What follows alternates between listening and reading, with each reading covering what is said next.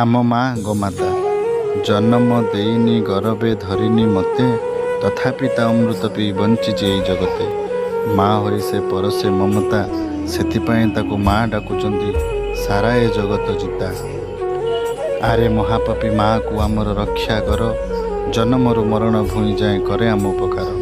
ତାର ମୂତ୍ରମଳ ଅଟେ ଯେ ପବିତ୍ର ଓ ଶୁଦ୍ଧକୁ ଶୁଦ୍ଧ କରେ, ଜଗତର ସାରା ରୋଗ ବ୍ୟାଧିକୁ ମୂଳରୁ ବିନାଶ କରେ। କେତେ ଉପକାର ପାଇ ହେଉଛ ଏତେ ନିଷ୍ଠୁର, ଟିକିଏ ଅର୍ଥ ପାଇଁ ନେଉଛ ପାପର ଭାର। ତେଣୁ ଆସନ୍ତୁ ସମସ୍ତେ ଗୋମାତାର ରକ୍ଷା କରିବା, ଗୋ ସମ୍ପଦର ସୁରକ୍ଷା ପାଇଁ ଅଣ୍ଟା ଭିଡ଼ିବା। ମା ଭଳି ତାକୁ ସ୍ନେହ ଶ୍ରଦ୍ଧା, ବୁଢ଼ୀ ହେଲା ପରେ ମଧ୍ୟ ନିଜ ପିଲା ଭଳି ତାକୁ ପାଳନ କରିବା। ଧନ୍ୟବାଦ।